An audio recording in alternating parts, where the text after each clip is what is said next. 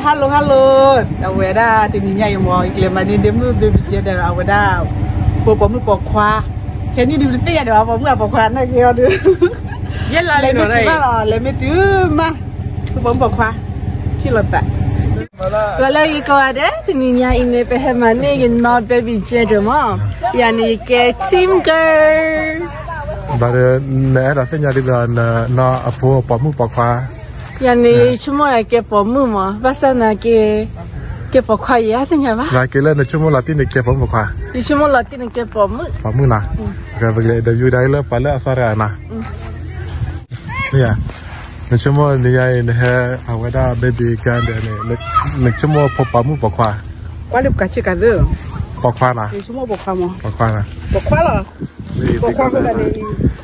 Cuma ni yang mah, cuma awak dah baby kan, wahai baby kan ada pomu pokwa cuma. Cuma apa mu? Pomu. Baby jadi mah. Pomu nak cuma nak.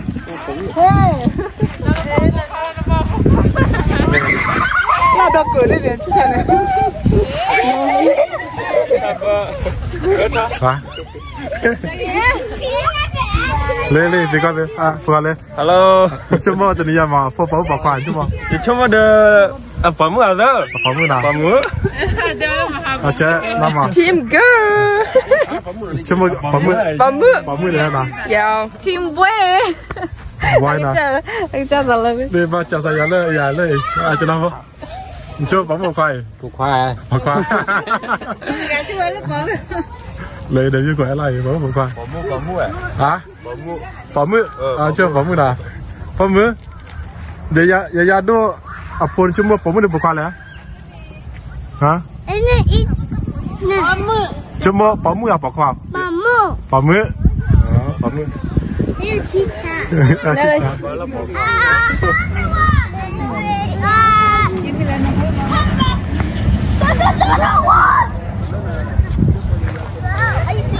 Li.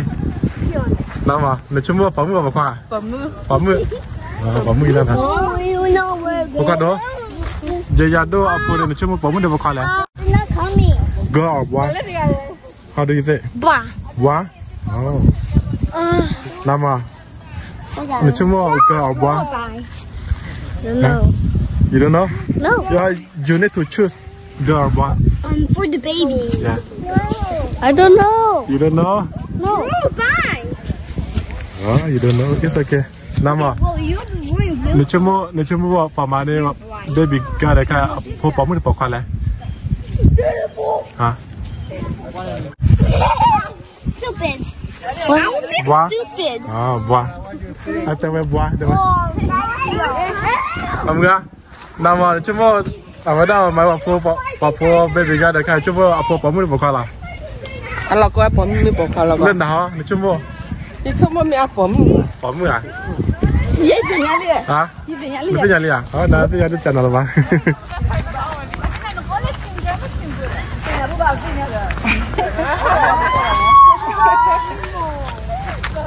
Terima kasih salah. Awak tin ada na? Nah, cuba mu pokwa le. Ya pokwa le cuba. Pokwa. Apa mu pergi de? Kek. Lalu nak pokwa. Aduh, lah pergi de. Akan nak lihat. Ayo flat. Hah? Ayo flat. Kuala lu dah, kuala lu. Ready lihat mana? Ready gitu. Bila culo dia. Apa culo? Muka wah, kamera ada macam ni apa lah? Har bon do.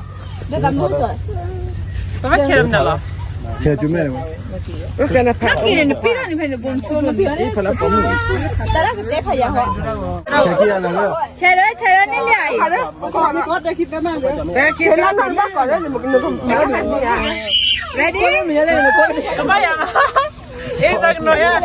Mereka pakai bola kia lah. Kamu nak? Pakai bola pula, pakai kia den. Okay, ready? Bola dulu. Tengah salah. Okay, you gonna. 5, 4, 3, 1, go.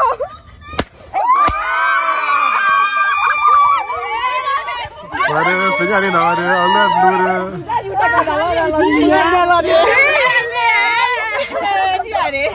Alah lu dia pablo pakwa dia tu jadi naik. Dah lah. Pakwa. Pakwa itu. Ni dia pakwa dia. Kasi pakwa saya. Aja apa? Baik lah pakwa celam ya. Cewek. Jadi.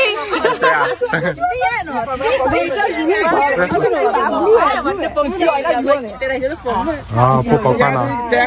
Pakwa itu ide.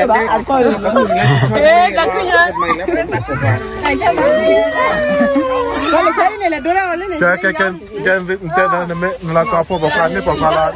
Tu Kalau pakwa tak keti. Nama nama. Aku pakwa. Aku dah. Kau pakwa mau. Lah kau kan ni pakwa lah lu mah.